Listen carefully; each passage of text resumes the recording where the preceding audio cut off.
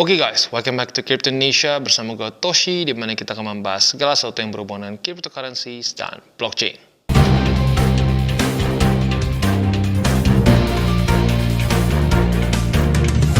Oke, jadi pada hari ini guys, kita akan membahas mengenai Fantaverse. Ya, jadi Fantaverse ini adalah sebuah project cryptocurrency metaverse play to earn. Tetapi sebelum kita mulai, seperti biasa kita disclaimer dulu bahwa ini adalah paid review, tetapi bukan paid shield. Maka kita akan bahas semua dari sisi positif dan negatifnya. Dan pada hari ini fokusnya lebih ke NFT dari si Fantaverse ini sendiri. Oke, jadi pada hari ini guys, kita akan membahas mengenai Meta Fantasy. Lebih tepatnya, mengenai project Metaverse mereka yang bernama Fantaverse. Nah, sesuai dengan yang tadi gue bilang, ini adalah sebuah project Metaverse Play to Earn. Ya. Nah, seperti yang kita tahu, Play to Earn dan Metaverse ini menjadi satu hype yang cukup besar dalam tahun 2021-2022. Ya, karena bisa dibilang karena awalnya itu triggernya dari ini ya, dari Facebook yang mengubah nama mereka menjadi Meta. Ya. Nah, tetapi tentunya kita tahu banyak sekali project-project yang sudah launch ya, dan seringkali yang terjadi adalah projectnya ini launch dalam bentuk yang cukup mirip-mirip antara satu sama lainnya ya. Dan seperti yang gue bilang dari awal banget video Metaverse pertama gue di 2021, ya gue bilang yang menjadi tolak ukur untuk Metaverse adalah sebuah film yang bernama Ready Player One ya, dengan satu metaverse dia maupun mungkin di situ disebutnya lebih ke dunia virtual ya di film itu yang bernama Oasis. Nah, Fantaverse ini memiliki satu satu inspirasi besarnya dari film tersebut. Ya, jadi kurang lebih dia akan membuat metaverse ini seperti Oasis di film Ready Player One, which is good ya. Dan tapi satu lagi, ya lagi-lagi untuk metaverse kita harus sadar bahwa pada faktanya ya yang paling penting adalah adopsi ya. Yang bisa membuat kenapa dulu Sandbox dan Decentraland menjadi luar biasa besar itu adalah karena banyak orang yang memutuskan untuk bermain di dua tempat tersebut ya. Niche-nya untuk Sandbox adalah lebih ke kita nge-build satu game dalam si Universe Sandbox itu sendiri yang kita bisa monetize ya. Jadi kebayang kayak kalian itu seperti membuat satu atraksi di Minecraft ya. Tetapi kita bisa monetisasi experience tersebut. Nah, untuk Decentraland, jujurnya paling besarnya adalah karena kita bisa berjudi di situ, ya. Nah, jadi lagi-lagi punya niche masing-masing, dan bisa dibilang itu sama seperti sosial media di tahun 2000-an, ya, di 2000 akhir lah, di 2000 akhir. 2008, 2009, kita tahu banyak sekali sosial media seperti Facebook, Twitter, dan masih banyak lagi yang waktu itu lagi full bloom di akhir 2000-an, ya. Nah, tetapi pada faktanya sekarang kita tahu yang menjadi luar biasa besar hanya beberapa saja, ya. Twitter, Instagram, Facebook, dan mungkin sekarang TikTok, ya. Tetapi kalau buat kalian yang mungkin zaman old nih ya, mungkin pernah tahu beberapa sosial media yang sudah punah. Contohnya seperti Path. Lalu dulu ada apa lagi ya? Adalah beberapa. Mungkin kalau buat yang anak-anak zaman sekarang mungkin ya nggak tahu lah ya. Bahkan mungkin juga contoh yang lain tuh Vines. Ya, Vines mungkin populernya dulu di Amrik. Ya, tapi bisa dibilang sekarang cenderung banyak yang mati. Nah, yang bisa menentukan itu mati atau tidak adalah adopsi. Semakin banyak adopsi dari sosial media tersebut, maka semakin besar kemungkinan dia untuk survive. Ya.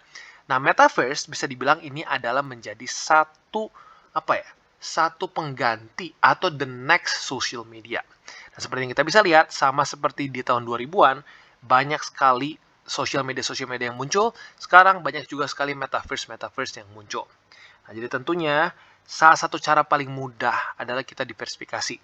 Nah, diversifikasi seperti apa?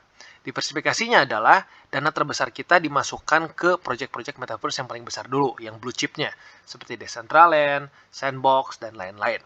Nah, tetapi di waktu bersamaan kita nggak bisa juga menutup mata terhadap project-project metaverse yang malah mungkin kesannya sekarang masih kecil, tetapi tahunnya ke depannya bisa menjadi market player yang besar. Ya, seperti contohnya adalah mungkin TikTok. Dulu TikTok waktu belum seviral sekarang, tentunya orang melihatnya ya bisa dibilang sebelah mata. Ya, tetapi sekarang ternyata TikTok bisa menjadi sebesar sekarang. Ya, jadi lagi-lagi cara paling enaknya adalah kita diversifikasi. Ya, nah sekarang kita akan coba jelaskan lebih dalam mengenai si Fantaverse ini seperti apa projectnya. Oke, dan sekarang kita akan membahas beberapa produk yang ditawarkan oleh Meta Fantasy. Ya, yang pertama adalah Fantaverse. Nah, Fantaverse ini adalah metaverse-nya dari Meta Fantasy. ya. Dimana seperti yang gue bilang di atas, tujuannya adalah ingin dibuat seperti Oasis di film Ready Player One, ya. Dan yang kedua ada Fantanet. Nah, Fantanet ini adalah infrastrukturnya, ya, di mana nanti ada distributed cloud gaming platform dan lain-lain, ya. Dan selanjutnya Fantaswap. Nah, Fantaswap ini basically ekonomi dari si Fantaverse. Ini semua dimasukkan ke sini, ya. Ada DEX, ada bot staking, liquidity mining dan lain-lain. Ya, jadi kerjanya seperti DEX untuk ekosistem Meta Fantasy. Dan selanjutnya ada Fantaglass. Nah, Fantaglass ini adalah bisa dibilang simpelnya seperti yang kita tahu di Ready Player One, mereka menggunakan augmented reality dan juga virtual reality. Ya, di mana mereka menggunakan goggles dan juga aksesoris lain untuk bisa merasakan metaverse-nya secara langsung. Nah, kedepannya ini Fantaglass ini juga akan membuat seperti itulah, kurang lebih akan ada goggles dan lain-lain. Dan selanjutnya adalah Fanta Market. Nah, pada hari ini fokus kita lebih ke Fanta Market, di mana fokus ini adalah untuk aset-aset digital yang kita bisa dapatkan di ekosistem Meta Fantasy, ya. Nah, jadi seperti yang kita bisa lihat, ini Metaverse atau si Fantaverse-nya ya, alias Metaverse versi mereka, di mana yang seperti gue sudah katakan sebelum-sebelumnya, ini terinspirasi oleh Ready Player One.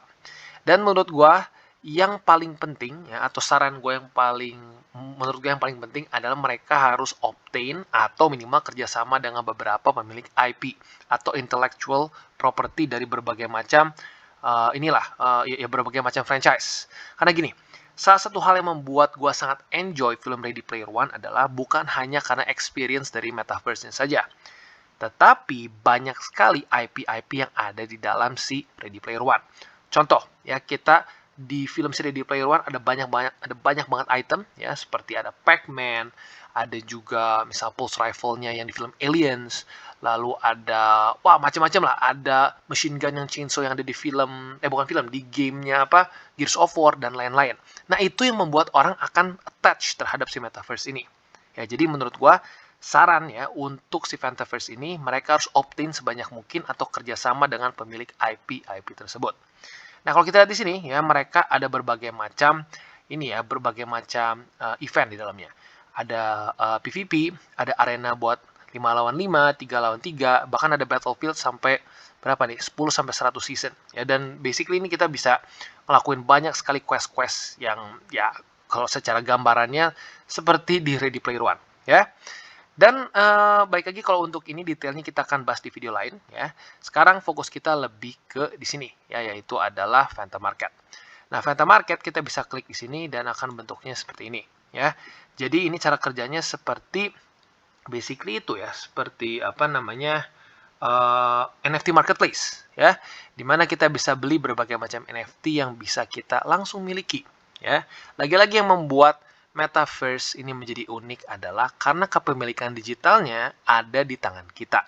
Ya, kita bisa taruh di MetaMask, bisa kita taruh di Ledger karena sekali lagi bentuknya adalah NFT. Ya, ada macam-macam di sini. Ada mulai dari karakter, kita bisa juga beli di sini properti, ya, ada Metacore City dengan tempat-tempat tertentu, otomatis setiap tempat bisa berbeda ya, sama seperti lo properti di dunia nyata. Semakin banyak demand-nya di tempat tersebut, maka harganya akan semakin mahal, ya. Selain dari karakter, kita bisa lihat ada berbagai macam skin yang lu bisa pilih sesuaikan dengan selera lu, dan semakin skin ini, semakin si karakter ini rare, semakin juga mahal harganya. Ya, lagi-lagi semua di sini harganya dalam bentuk FTC, yaitu adalah bisa dibilang utility token dan juga ya mungkin masuknya lebih ke utility token dari si Fantaverse ini, ya. Jadi kurang lebih seperti itu gambarannya, dan kita bisa lihat juga ada berbagai macam item yang bisa kita miliki, ya.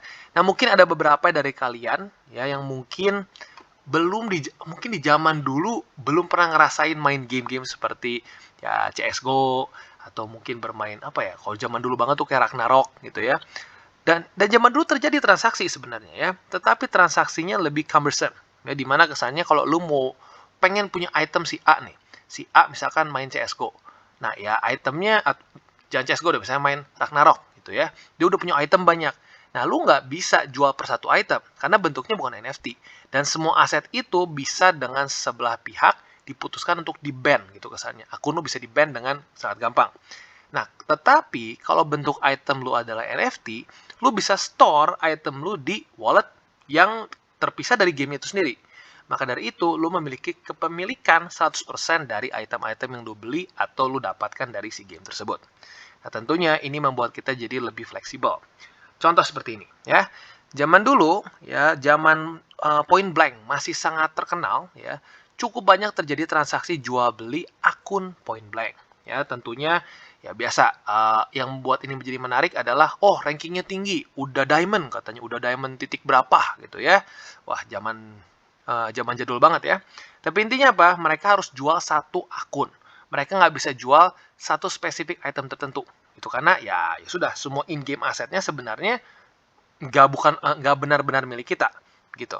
Ya andaikan akun itu di-ban ya sudah, kita nggak bisa akses lagi item-item kita.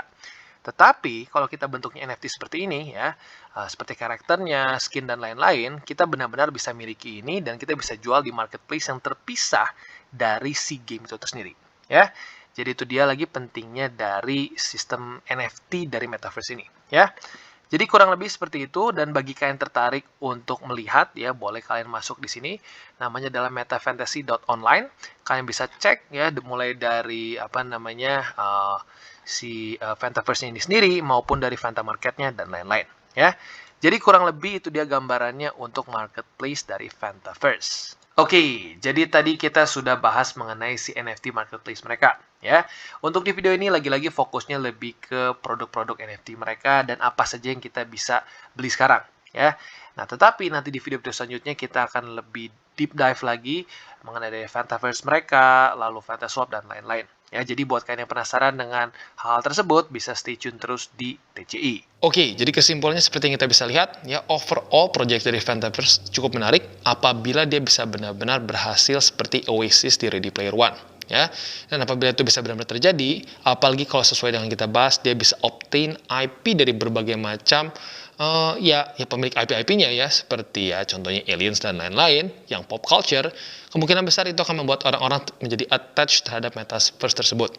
Ya, dan untuk NFT-nya kita bisa lihat sudah beberapa sudah kita bisa beli, dan itu literally tinggal kita lihat apakah adopsinya besar atau tidak. Oke, dan bagi kalian yang belum menonton DCWT atau Daily Charting with Toshi, bisa klik di sini, di mana kita akan daily chart your favorite cryptocurrencies. Dan buat lo yang mungkin masih bingung cara baca chart, candles, dan hal mendasar lain, bisa juga klik di sini, di mana kita ada tutorials with Toshi. Dan jangan lupa untuk stay tune di video-video selanjutnya untuk Fantaverse, karena lagi-lagi untuk video yang awal kita fokus terhadap si NFT aset mereka sendiri. Selanjutnya kita akan fokus terhadap nanti white paper seperti apa, mereka rencananya mau seperti apa, dan lain-lain. Ya, jadi terus stay tune. Dan jangan lupa juga untuk join Telegram group kita, di mana kita bisa ngobrol santai mengenai dunia cryptocurrency secara dua arah. So, jangan lupa untuk like, subscribe, klik the bell icon, and see you on the next video.